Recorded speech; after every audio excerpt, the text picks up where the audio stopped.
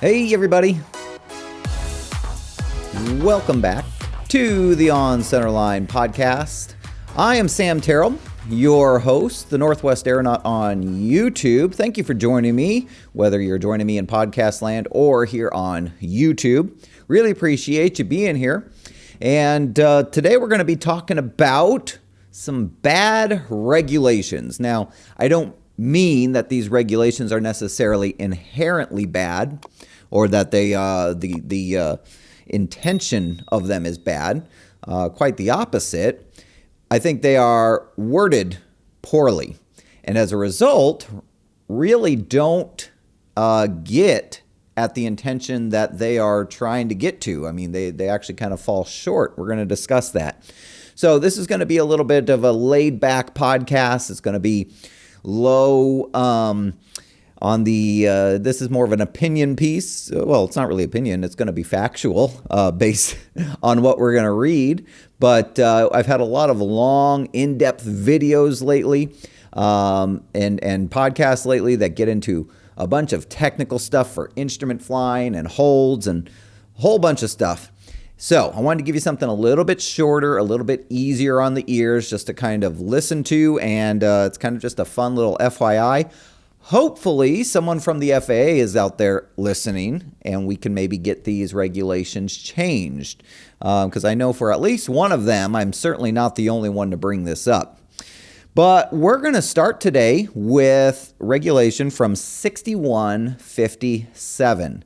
Now, if you've listened to my previous podcast, specifically on the instrument flying ACS, the instrument oral preparation, in the first episode, we talked about pilot qualifications, and in that, we talk about currency as is required to act as PIC on an instrument flight. So for you instrument pilots or aspiring instrument pilots out there, you probably know that in order to remain current on instruments, we need, a lot of people say 6 hits. I don't particularly like that nomenclature, but 6 approaches and some holding procedures within the previous 6 calendar months. Now we're going to get into the exact way the regulation is stated here in just a second, but that's basically the gist of it. You need to be able to look at the 6 previous months and find 6 approaches and at least 1 hold, and they need to involve intercepting and tracking courses, which basically just means that you can't go into a simulator and keep reloading yourself onto the final approach fix and flying straight in. You can't do that. You have to actually intercept some courses and track them. So if you're doing these in a plane, that last part's not really even an issue. It kind of is inherent to what you're doing. But let's go ahead and look at the regulation. 6157 Charlie, instrument experience. I'm going to go ahead and read this here first. It says, except as provided in paragraph E, echo, of this section, a person may act as pilot in command under IFR or weather conditions less than the minimums prescribed for VFR only if. This is in use of an airplane, which is what we are generally talking about here on this channel. Within the 6 calendar months preceding the month of the flight, that person performed and logged at least the following tasks and iterations in an airplane. So those tasks are 1, 6 instrument approaches, 2, holding procedures and tasks, and 3, intercepting and tracking courses through the use of navigational electronic systems. All right. So what's wrong with this regulation? Well, let's read at the beginning here. It says, within the 6 calendar months preceding the month of the flight. Now, this is what a lot of instrument students actually kind of get confused on, and instrument pilots in general. We talked about it in my other episode. But this means that basically if I'm going to do a flight here in March as of this recording, I need to be able to look at the 6 months preceding this month. So if we're going back in time, that would be February, January, December, November, October, September. Okay. So as long as I can find 6 instrument approaches and holding procedures in those 6 months, I am still current, and I can still act as PIC on an instrument flight. Okay. Now, that means if I were to have done just 6 approaches on September 1st and a hold, at least one hold, that would keep me current through September, October, November, December, January, February, and even through this month of March, all the way till the end of this month, March 31st, which is technically 7 months when you think about it, okay? Because it's the 6 months preceding the month of the flight. So just to make things maybe a little bit easier, let's just say it's January 1st. We do 6 approaches and a hold. That's going to keep us current through July. And we will not lose our currency until August 1st. August 1st would be the day that we are no longer current, no longer able to legally act as PIC on an instrument flight. Okay, so now we're straight on that. So presumably, we're not going to get into all the details of IPCs and things like that, but presumably as of August 1st, we are no longer current. Therefore, what can we do? Well, technically, we can go out with a safety pilot or perhaps a cfi, do 6 more approaches and at least one hold, and we'd be current again, right? I mean, that's how I teach it. That's how it tends to, be. But let's read the regulation again.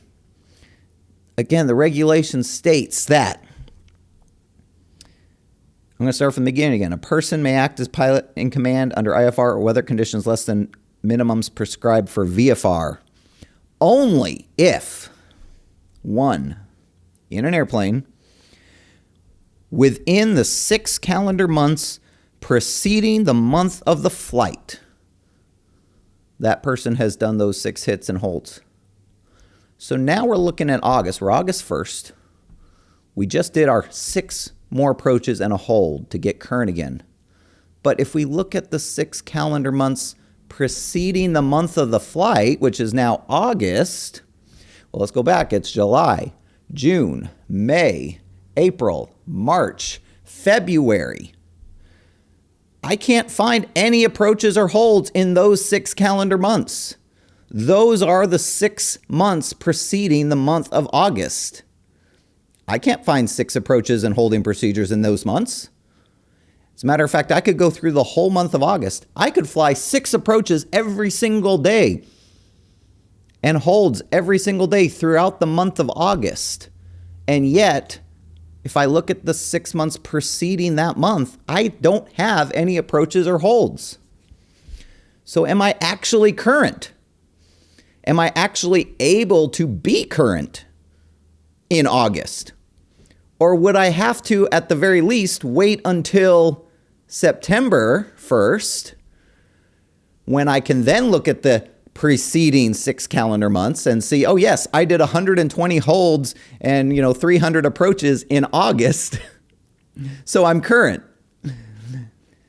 So according to the word of the law here, the regulation, you can't regain currency in that month. If you were to go 6 months without doing anything, you can't just go out with a safety pilot and regain currency without doing it, like on August 1st, and then waiting an additional month till September, at which point you'll be able to look back at the preceding 6 calendar months and find those 6 hits and holding procedures.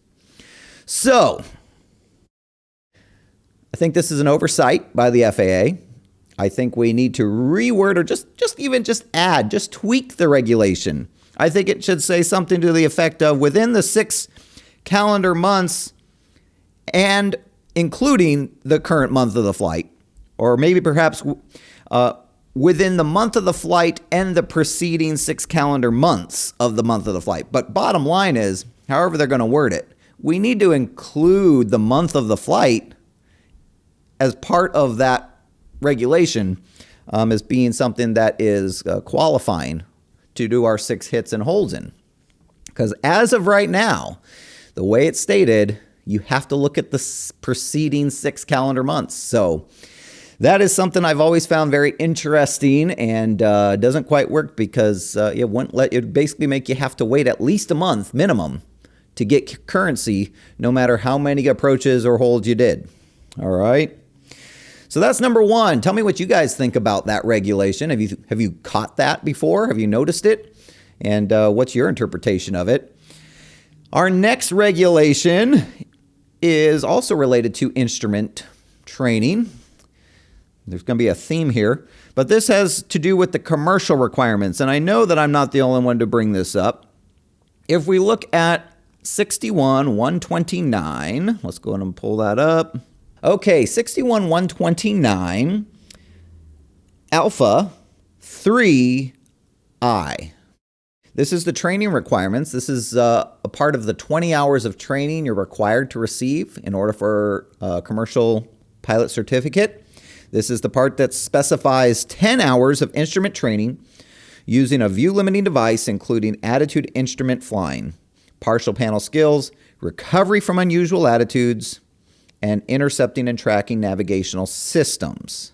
At least 5 of those 10 hours must be in a single-engine airplane. Okay, so a lot of the discussion around this requirement has to do with the fact that it doesn't make any provision or any exception for pilots who already have an instrument rating.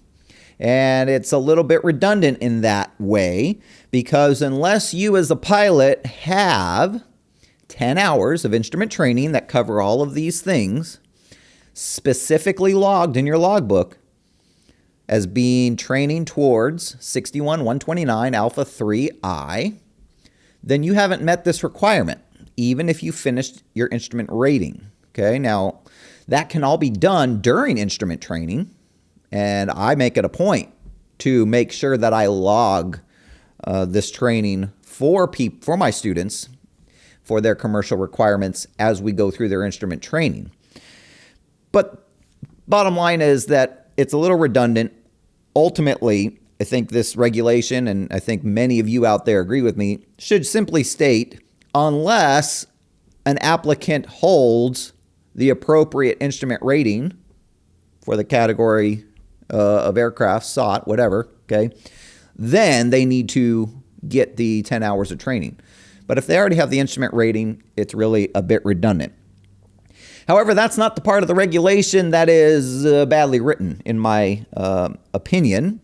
That's certainly part of it, I guess. But the part that's a little weird is where it says 10 hours of instrument training using a view-limiting device. And that's it. It stops there. It makes no mention of, it actually doesn't even say simulated conditions. It says view-limiting device, including attitude instrument flying, blah, blah, blah, blah, blah, blah. It makes no mention of simulated flight, simulated instrument flight versus actual instrument flight. So the question is, could an applicant not receive this training in actual conditions? And I mean, even if they were in actual conditions, would they need to be wearing a view limiting device to make it count? It's a little ambiguous, a little, I don't know. It's just not completely worded, I think, the way that it needs to be. I think it should say receive 10 hours of instrument training in simulated or actual instrument conditions. And again, that being predicated only on the idea that this person, this pilot, does not already have an instrument rating. All right. So that's my little gripe with this particular regulation.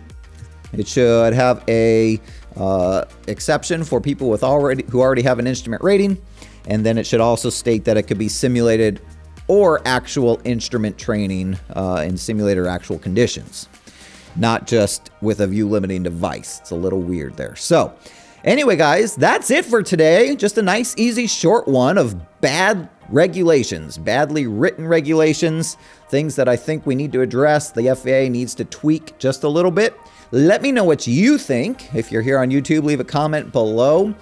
If you're on the podcast, you can always leave a comment there on Spotify or your podcast provider. I really appreciate you guys spending time with me today, and we will see you next time on Centerline.